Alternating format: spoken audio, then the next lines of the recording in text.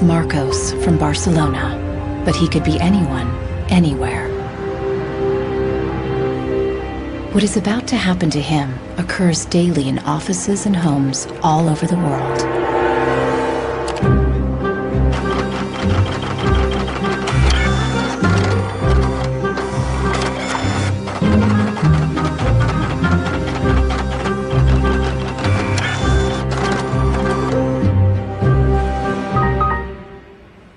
A part inside the printer has failed, and the manufacturer sends Marcos to technical support. El meu tècnic fa un diagnòstic previ, pero aquest diagnòstic ja són 15 euros més IVA. Seguramente será difícil encontrar las piezas para poder repararla. Realment, reparar-la no li surt molt a compte. Que reparar-la parlem d'uns 110, 120 euros. Tienes impresoras desde 39 euros. Jo t'aconsellaria que miressis impressores noves. Així que, sens dubte, jo em compraria una nova, It's no coincidence that all three shopkeepers suggest buying a new printer. If he agrees, Marcos will become yet another victim of planned obsolescence, the secret mechanism at the heart of our consumer society. Our role in life seems to be just to consume things with credit, to borrow money to buy things we don't need. Nous vivons dans une société dominée par une économie de croissance dont la logique est non pas croître pour satisfaire les besoins, mais croître pour croître. So if the consumer does not purchase, the economy is not going to grow. Planned obsolescence. The desire on the part of a consumer to own something a little newer, a little sooner than is necessary. This film will reveal how planned obsolescence has defined our lives ever since the 1920s, when manufacturers started shortening the lives of products to increase consumer demand. Also hat man sich gedacht, dann beschränken wir einfach die Lebensdauer auf 1000 Stunden. We will find out how designers and engineers were made to adopt new values and objectives. Was back to the drawing board and come out with something that was more fragile. They time those things. They time them. So when you finally paid for them, they're used up. A new generation of consumers has started challenging manufacturers. Is it possible to imagine a viable economy without planned obsolescence, without its impact on the environment? Posterity will never forgive us. Posterity will suddenly find out about the throwaway lifestyles of people in the advanced countries.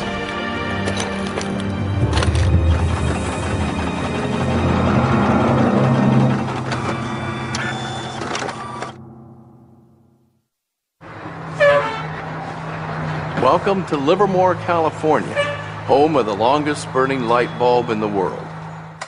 My name's Lynn Owens, and I am chairman of the Light Bulb Committee. It was in 1972 when we discovered that the light bulb that was hanging in the fire station was a significant light bulb.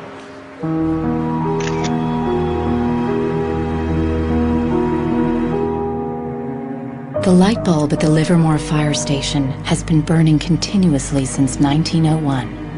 Ironically, the bulb has already outlasted 2 webcams.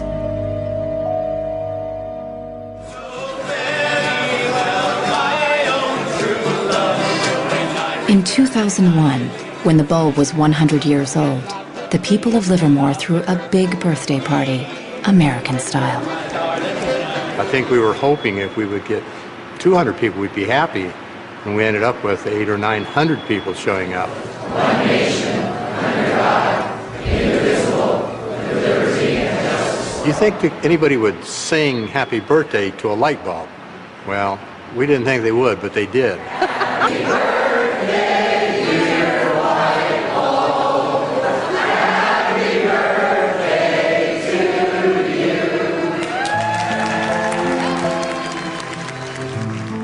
The origin of the bulb was, it was produced in a town called Shelby, Ohio, back around 1895, and put together by some very interesting ladies that I have some pictures of and some gentlemen that invested in the company.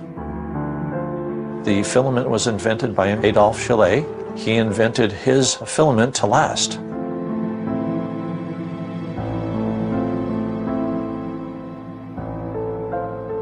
Why does his filament last? I don't know. It's a secret that he made and that died with him. Chaillet's formula for a long-lasting filament is not the only mystery in the history of the light bulb. A much bigger secret is how the humble light bulb became the first victim of planned obsolescence. Weihnachten 1924 war ein ganz besonderer Tag. In einem Hinterzimmer in Genf trafen sich einige Herren in Nadelstreifenanzügen, um einem geheimen Plan nachzugehen. Sie gründeten das erste weltweite Kartell, das sich zum Ziel setzte, die Glühbirnenproduktion der gesamten Länder zu kontrollieren und den Kuchen namens Weltmarkt unter sich aufzuteilen. Dieses Kartell hat den Namen Phöbus. Phoebus included the main light bulb manufacturers in Europe and the United States, and even faraway colonies in Asia and Africa. Das Ziel ist gewesen, Patente auszutauschen, die Produktion zu kontrollieren und vor allem aber den Verbraucher zu kontrollieren. Es ist umso besser für diese Firmen, wenn der Verbraucher regelmäßig Glühlampen kauft, und wenn die Glühlampen lange brennen, ist das ein ökonomischer Nachteil. Initially, manufacturers strived for a long lifespan for their bulbs. On October 21st, 1871, numerous experiments resulted in the production of a small unit lamp of comparatively enormous resistance. The filament being under conditions of great stability after the... Thomas Edison's first commercial bulb, on sale by 1881, lasted 1,500 hours. By 1924, when the Phoebus cartel was founded, manufacturers proudly advertised lifespans of up to 2,500 hours and stressed the longevity of their bulbs. Also hat man sich bei Phöbus gedacht, dann beschränken wir einfach die Lebensdauer dieser einzelnen Glühbirnen auf 1000 Stunden. 1925 wird ein entsprechendes Komitee gegründet, das 1000 Hour Life Committee, was sich zum Ziel setzt, auf technischer Basis die Lebensdauer der Glühlampen auf diese Brenndauer zu beschränken. More than 80 years later, Helmut Hüge, an historian from Berlin, uncovers proof of the committee's activities hidden in the internal documents of the founding members of the cartel, such as Philips in Holland, Osram in Germany, and Compagnie des Lampes in France. Hier haben wir ein Kartelldokument, da steht: The average life of lamps for general lighting service must not be guaranteed, published or offered for another value than 1,000 hours. Under pressure from the cartel, member companies conducted experiments to create a more fragile bulb that would conform with the new 1,000-hour rule.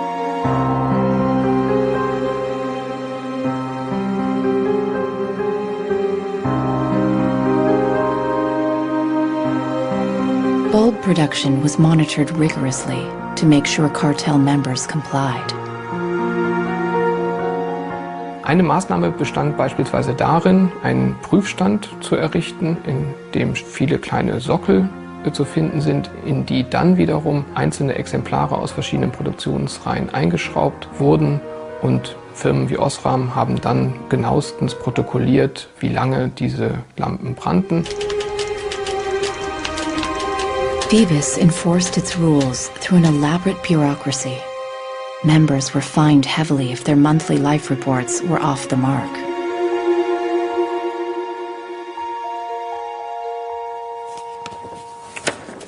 Hier haben wir eine Straftabelle aus dem Jahr 1929, die genau zeigt, wie viel Schweizer Franken Strafe für 1000 verkaufte Glühbirnen die Mitglieder des Kartells zahlen müssen, wenn die Lampen länger halten als zum Beispiel 1500 Stunden.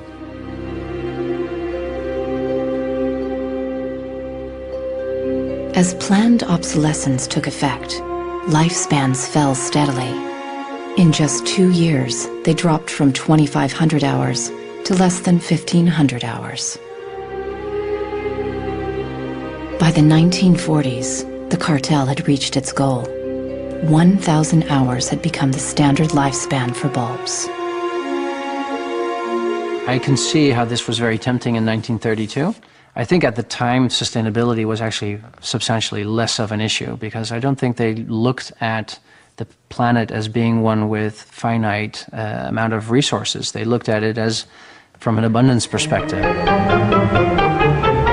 Ironically, the light bulb has always been a symbol for ideas and innovation, and yet it's one of the early and best examples of planned obsolescence.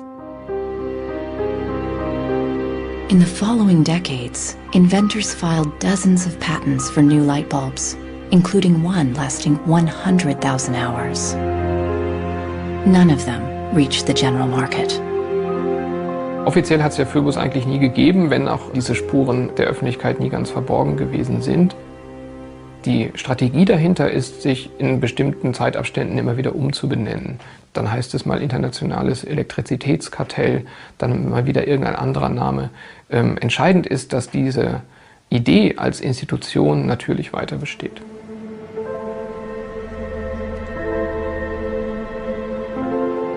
In Barcelona, Marcos hasn't followed the advice of the shopkeepers to replace his printer. He's determined to repair it and has found somebody on the internet who has discovered what has actually happened to his printer. It's the dirty little secret of inkjet printers. I tried to print a document and it said parts inside your printer require replacement, so I decided to do a little servicing of my own. Hello, Marcos. I got your message. Marcos has contacted the author of the video. How are you? I looked into it, and it turns out that there's a thing in the bottom of the printer called a waste ink reservoir. And the way inkjet printers work is they constantly have to clean the print heads, and they do that by squirting ink through them down a hole in the bottom of the printer into this great big sponge. There's just a preset time when it's squirted a certain number of drops down there that then the printer decides it's full of ink and won't function anymore. Mm-hmm. The justification is they don't want to put ink all over your desk. But I think the problem goes deeper than that. It's the way the technology works. It's just designed to fail.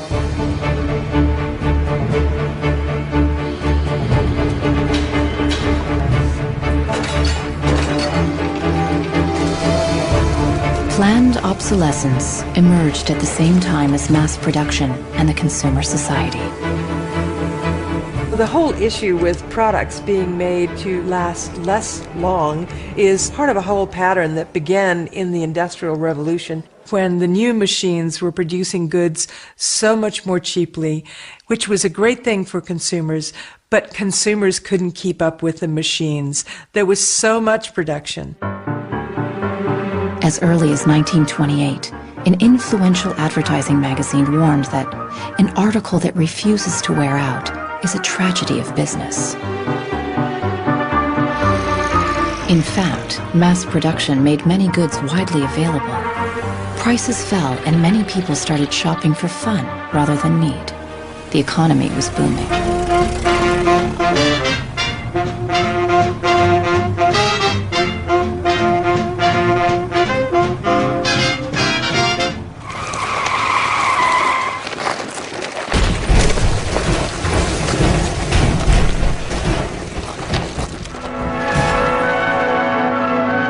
In 1929, the emerging consumer society came to a full stop when the Wall Street crash sent the U.S. into a deep economic recession. Unemployment reached staggering proportions. By 1933, 1/4 of our labor force was unemployed. People no longer queued for goods, but for work and for food. From New York came a radical proposal on how to kickstart the economy again. Bernard London, a prominent real estate broker, suggested ending the Depression by making planned obsolescence compulsory by law. It was the first time the concept was put into writing. Under Bernard London's proposal, all products would be given a lease of life with a set expiry date, after which they would be considered legally dead. Consumers would turn them over to a government agency where they would be destroyed. He was trying to achieve a balance between capital and labor where there would always be a market for new goods. So there would always be a need for labor and there would always be a reward for capital. Bernard London believed that with compulsory planned obsolescence, the wheels of industry would keep turning, people would keep consuming, and everyone would have a job.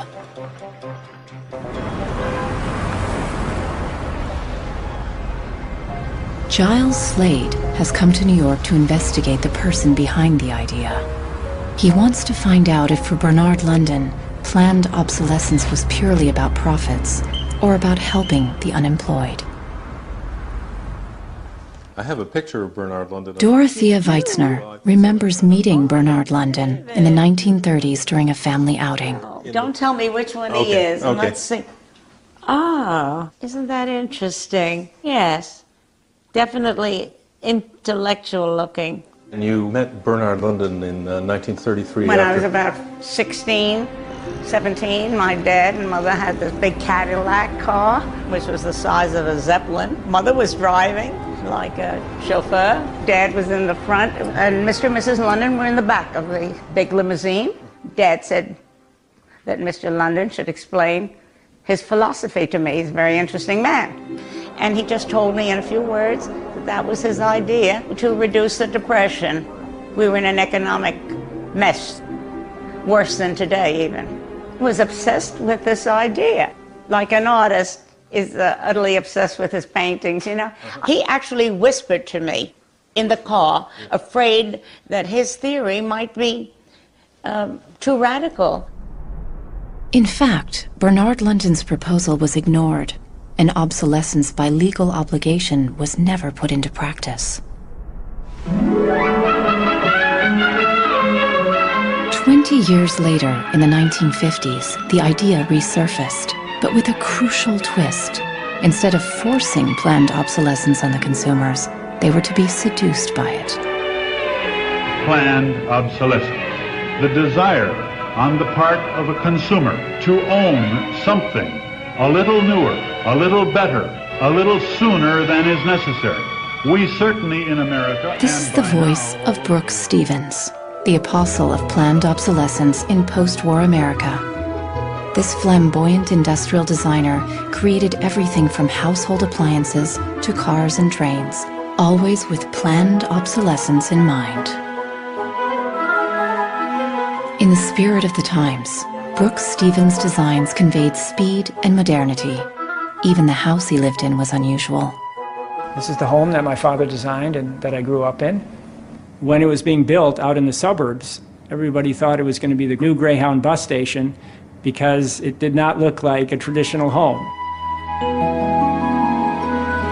One of the most important things that my father felt always in designing a product is that it made a statement. He detested products that were bland and really did not, create any desire within the consumer to inspire the purchase.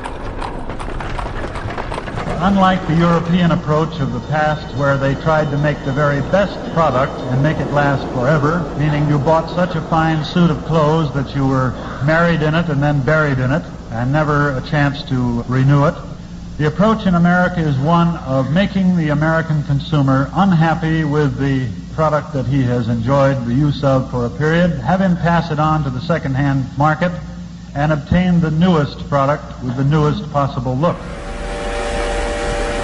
Brooks Stevens traveled all over the U.S. to promote planned obsolescence in speech after speech. His approach became the gospel of the time.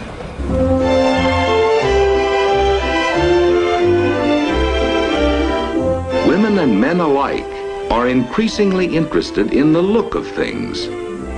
They eagerly give their attention to what's new and beautiful and advanced. Design and marketing seduced consumers into always craving the latest model. My father never designed a product to intentionally fail or become obsolete for some functional reason in a short period of time. Planned obsolescence is absolutely at the consumer's discretion. No one is forcing the consumer to go into the store and purchase a product. They go in under their own free will. That's their choice.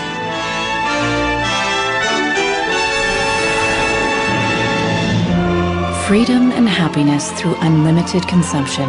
The American way of life in the 1950s became the foundation for the consumer society as we know it today.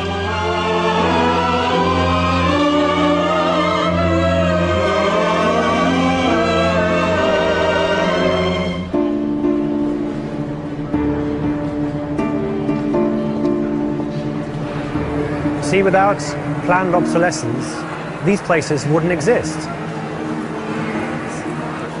There wouldn't be any products, there wouldn't be any industry, there wouldn't be any designers, architects, there wouldn't be any salespeople, cleaners, there wouldn't be any security guards. All the jobs would go. So how often do you change your mobiles? 18 months. Once a year. Once a year. Once a year. These days, planned obsolescence is an integral part of the curriculum at design and engineering schools. Boris Knuth lectures on the concept of product life cycle, a modern euphemism for planned obsolescence. I went shopping for you. Got a couple of things. A pan, salt, shirt, another shirt. Students are taught how to design for a business world dominated by one single goal: frequent repeat purchase. What I do, I pass these round, and you tell me what you think, how long it takes for them to fail, what the service life will be. Okay. Designers have to understand what company they work for. The company decides on a business model, how often do we want to renew our products, our offers.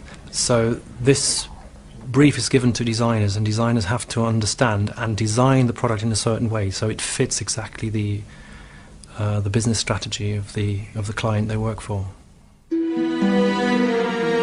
Planned obsolescence is at the root of the substantial economic growth that the Western world has experienced since the 1950s. Ever since, growth has been the holy grail of our economy. Nous vivons dans une société de croissance dont la logique est non pas croître pour satisfaire les besoins, mais croître pour croître, croître à l'infini, faire croître sans limite la production, et pour justifier cette croissance de la production, faire croître sans limite la consommation. Serge Latouche is a noted critic of the growth society and has written extensively about its mechanisms.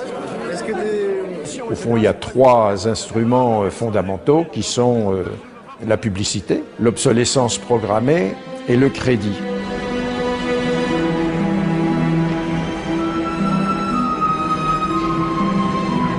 In the last generation or so, our role in life seems to be just to consume things with credit, to borrow money to buy things we don't need. That makes no real sense to me at all.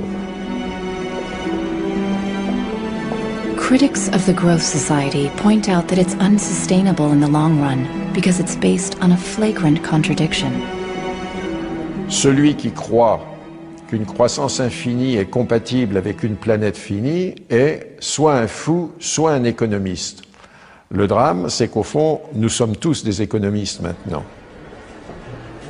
Why is it that a new product is created every 3 minutes somewhere in the world? Is this necessary? I think a lot of people have realized that things need to change when they're being told by politicians to go shopping or to start consuming as the best way to restart the economy. On peut dire qu'avec la société de croissance, on est embarqué dans un bolide qui désormais manifestement n'a plus de pilote, qui va à toute allure et dont on peut prévoir le destin qui est soit de se fracasser contre un mur, soit de sombrer dans un précipice.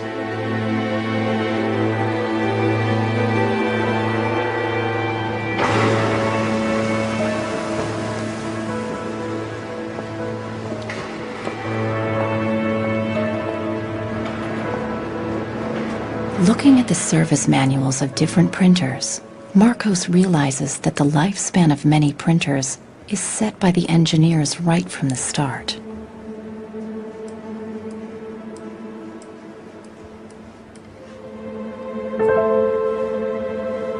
They achieve this by placing a chip deep inside the printer.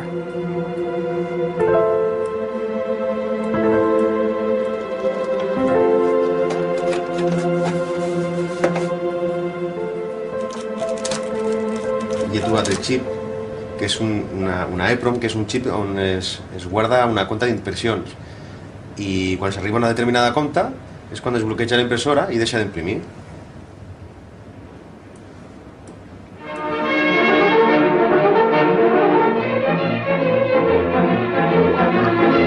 How do engineers feel about designing products to fail? The dilemma is captured in a British film from 1951, where a young chemist invents an everlasting thread. He believes that great progress has been made.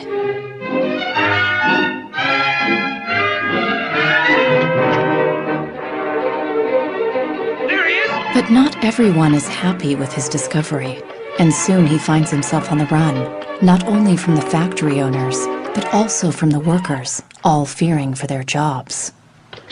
Well, that's really interesting, and it reminds me of something that actually happened in the textile industry. In 1940, the chemical giant DuPont announced the arrival of a revolutionary synthetic fiber, nylon. Girls celebrated the new long-lasting stockings, but the joy was short-lived. My father worked for DuPont before and after the war in the nylon division, and he told me a story about how when nylon first came out and they were trying it out for use in stockings, the men in his division were asked to take these stockings home for their wives and girlfriends to try out. My father brought them home to my mother, and she was delighted with the first products because they were so sturdy. The DuPont chemists had every reason to be proud of their achievement, as even men touted the strength of nylon stockings. The problem was they lasted too long. The women were very happy with the fact that they didn't get runners in them. Unfortunately, this meant that the companies producing the stockings were not going to sell very many. DuPont gave new instructions to Nichols Fox's father and his colleagues. For the men in his division, it was back to the drawing board to try to make the fibers weaker and come out with something that was more fragile and would run so that the stockings wouldn't last as long. The same chemists who'd applied their skills to make durable nylons went with the spirit of the times and made them more fragile. The everlasting thread disappeared from the factory floor, just like in the cinema. We need control of this discovery. Complete control. If you want twice the amount in that contract, we will pay it. $250,000. To suppress it. Yes. How did the chemists at DuPont feel about deliberately reducing the life of a product? It must have been frustrating for the engineers to have to use their skills to make an inferior product after they'd tried so hard to make a good product. But in a way, I suppose that's the outsider's view. Probably they just had a job to do. Make it strong, make it weak. That was their job. Engineers were in a really complicated ethical time. This confrontation with planned obsolescence provoked them to examine their most basic ethical concepts. There was an old school of engineers who believed that they should make a permanent, usable product that would never break. And there was a new school of engineers that were driven by the market who were clearly interested in making the most disposable product that they could. And this debate resolved itself by these new school of engineers taking over. Planned obsolescence did not only affect engineers. The frustration of ordinary consumers is echoed in Arthur Miller's classic play, Death of a Salesman. Just like Willie Lomax, all consumers could do was complain powerlessly. Once in my life, I'd like to own something outright before it's broken. I'm always in a race with the junkyard. Just finished paying for the car and it's on its last legs. Refrigerator. Consumes belts like a crazy maniac. They time those things. They time them. So when you finally paid for them, they're used up.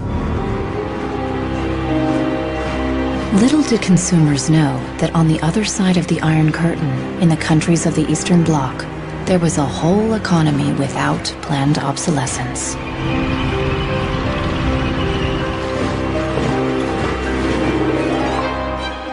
The communist economy was not ruled by the free market, but centrally planned by the state. It was inefficient and plagued by a chronic shortage of resources. In such a system, planned obsolescence did not make any sense.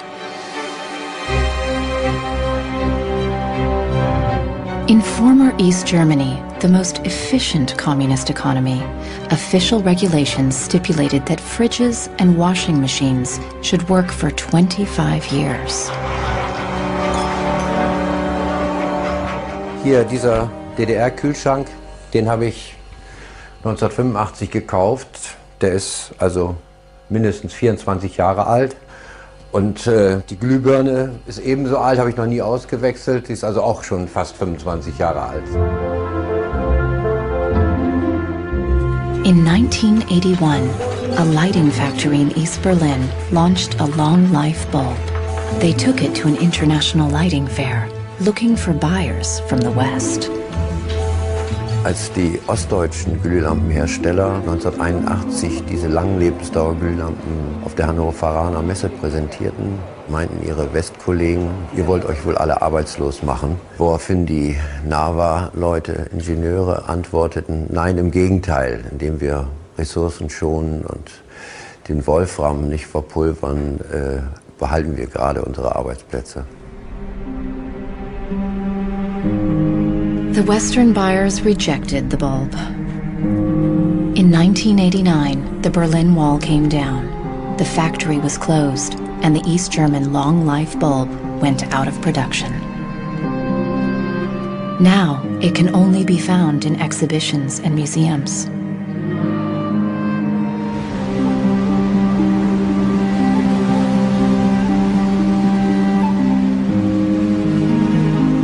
"20 years after the fall of the Berlin Wall, consumerism is as rampant in the East as it is in the West.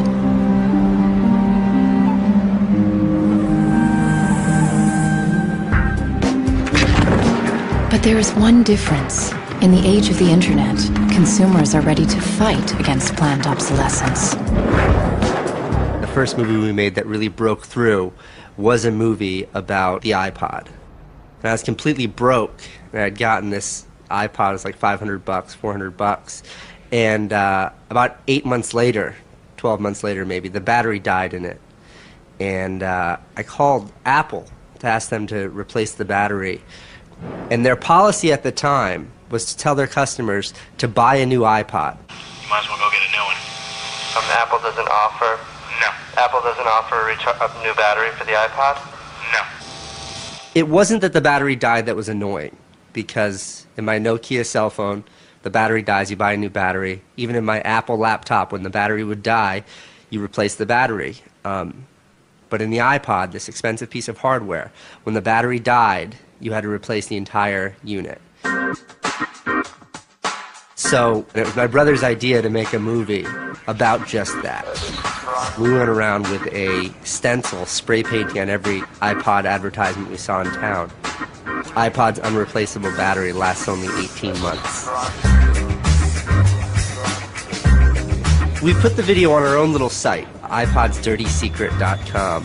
The first month, 6 weeks, it was at 5-6 million views, and the site went absolutely bananas.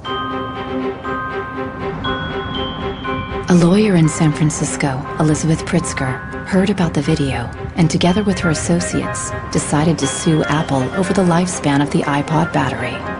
Half a century after the light bulb case, planned obsolescence was in court again.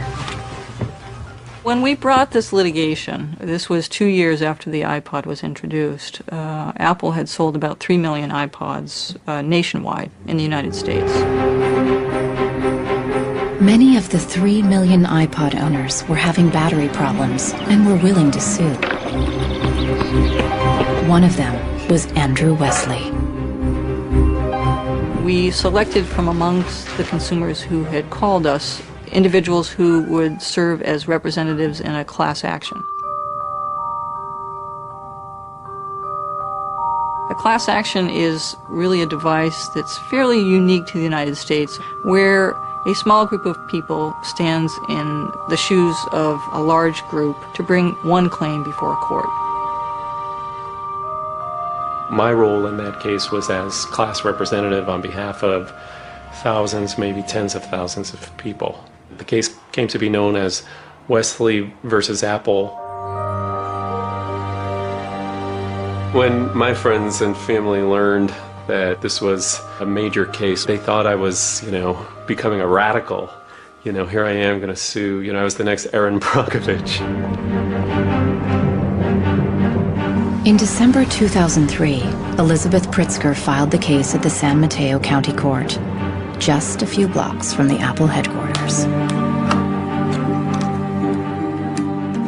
We asked Apple for a number of technical documents regarding the battery life in the iPod, and we received a lot of technical data about the battery design, about the testing of the battery, and learned through that discovery that the type of the lithium battery that was contained within this iPod was designed, by design, to really only have a short period of life.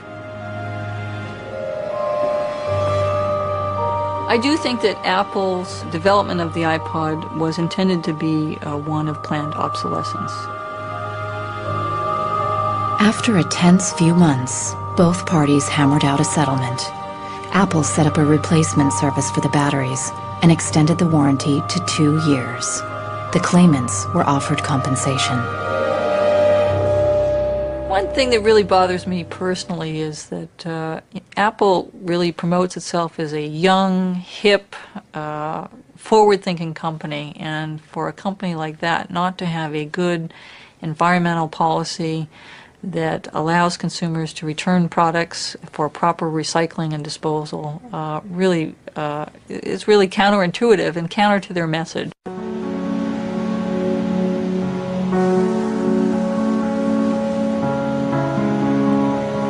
Planned obsolescence produces a constant stream of waste, which is shipped to third world countries, such as Ghana in Africa. It's been between 8 and 9 years now when I noticed that loads and loads of containers were coming to this country with electronic waste. We're talking about end-of-life computers, end-of-life television sets, which nobody wants in the developed countries. Shipping electronic waste to third world countries is forbidden by international law, but the merchants use a simple trick. They declare the waste as second-hand goods.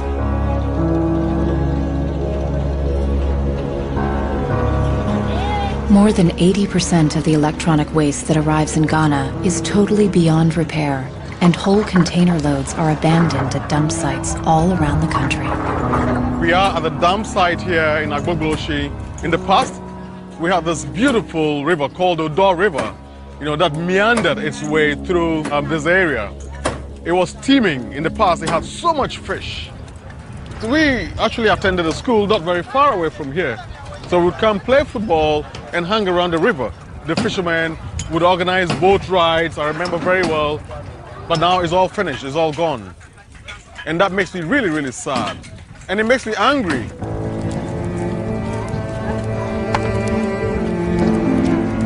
These days, there are no school kids playing here after class. Instead, youngsters from poor families come here looking for scrap metal. They burn the plastic-covered cables from the discarded computers to salvage the metal inside.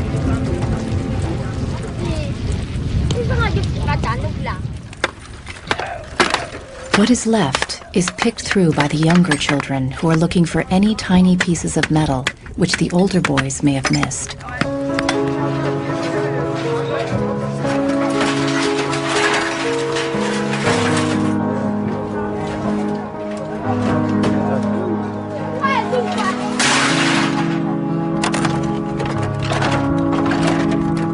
Some of those behind the shipment have said that, well, we're trying to bridge the digital divide between Europe, America, and then the rest of Africa and Ghana, of course. But the reality is that these computers that are sent here simply do not work. There's no point in receiving electronic waste when you cannot deal with it, more so when you did not produce it and your country is being used as the world's trash bin.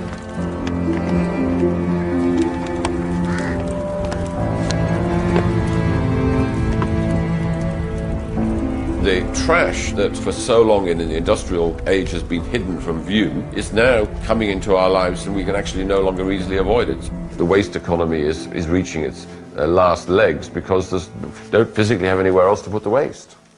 I think in the course of time, we've come to realize that the planet that we're living on cannot sustain that forever.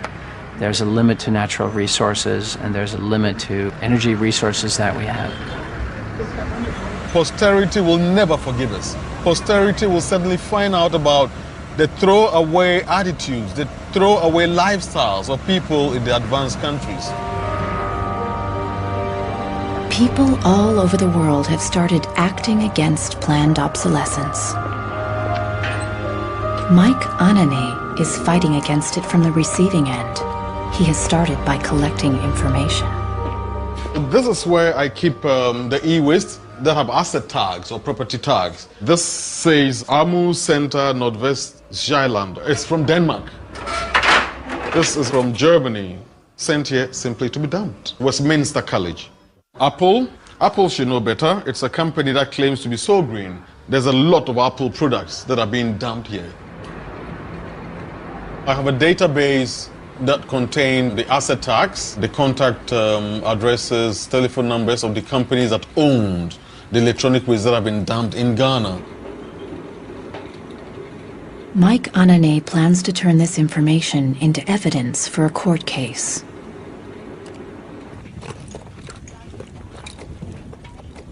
We need to take some action, some punitive measure. We need to sue people so they stop dumping e-waste in Ghana.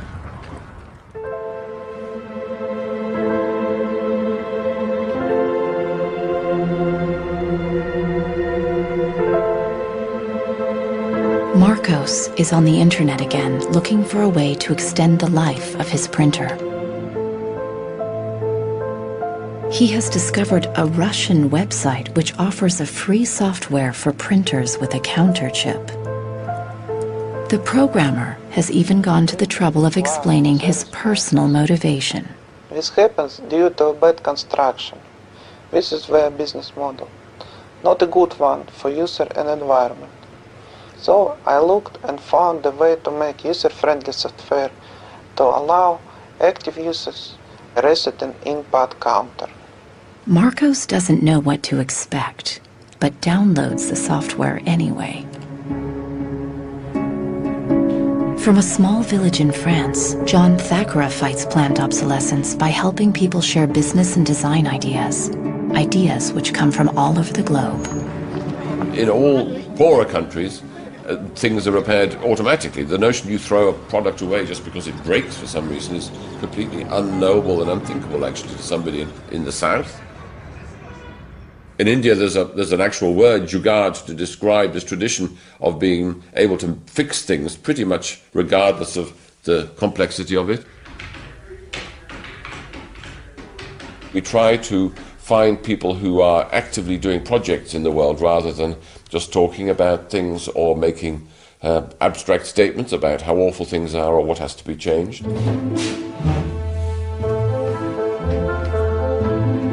One of these people is Warner Phillips, descendant of the dynasty of light bulb manufacturers.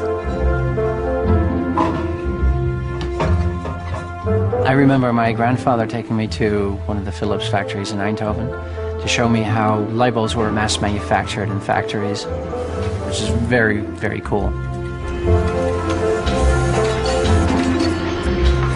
Nearly 100 years after the creation of the light bulb cartel, Warner Phillips follows family tradition with a different approach. He produces an LED bulb which lasts 25 years. It's not like there's a green world and there is a business world. I think business and sustainability go hand in hand. It's actually the best basis to build a business on.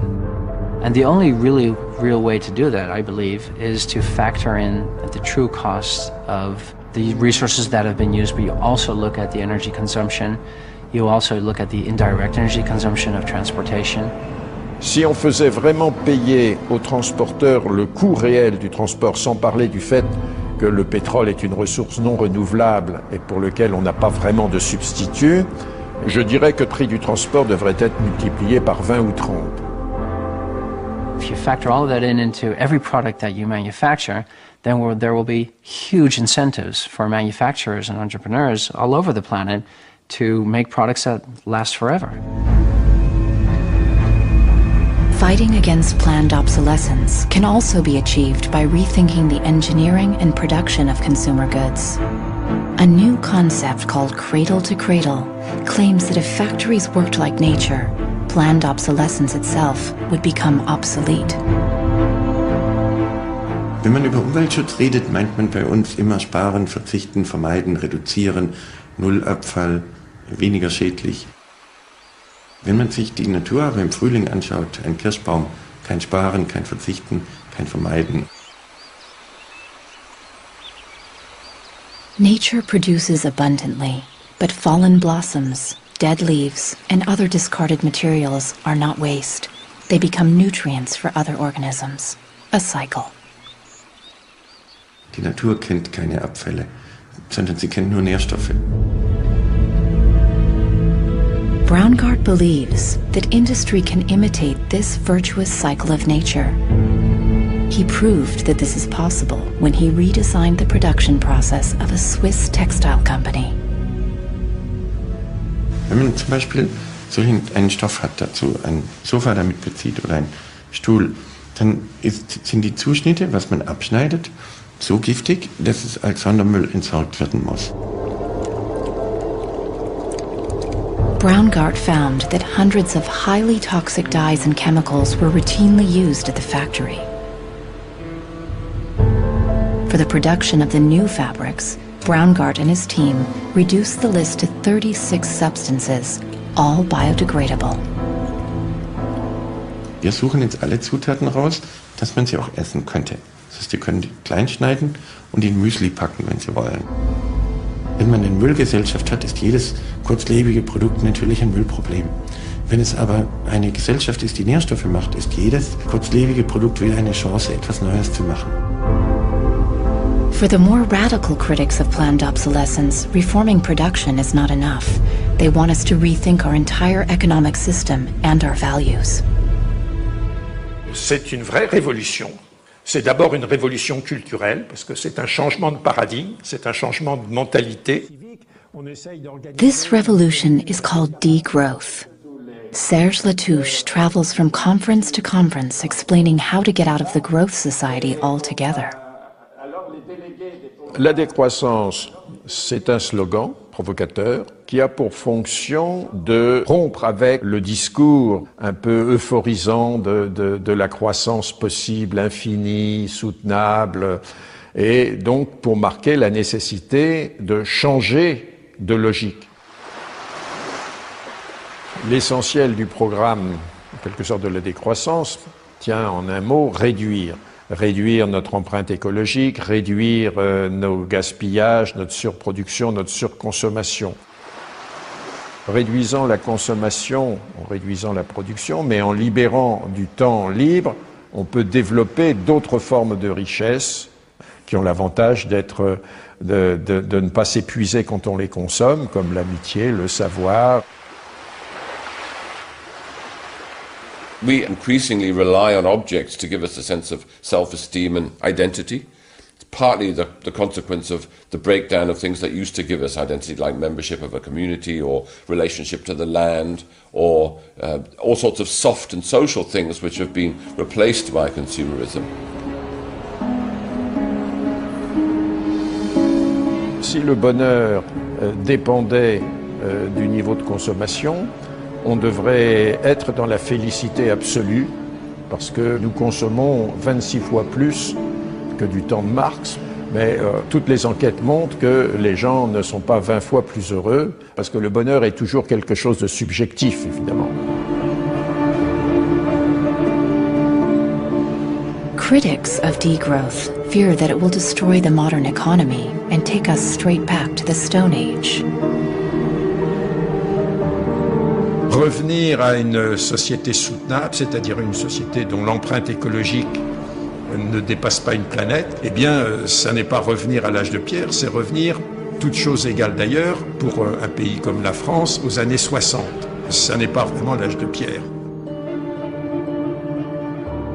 On peut dire que la société de décroissance réalise la vision de Gandhi qui disait le monde est assez grand pour satisfaire les besoins de tous, mais il sera toujours trop petit pour satisfaire l'avidité de quelques-uns.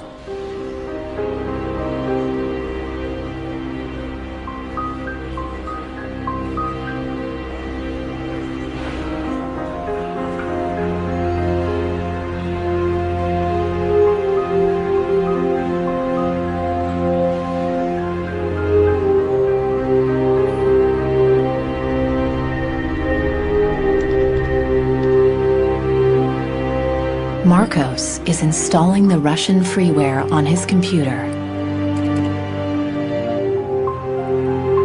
The new software allows him to reset the counter chip inside his printer back to 0. The printer immediately unblocks.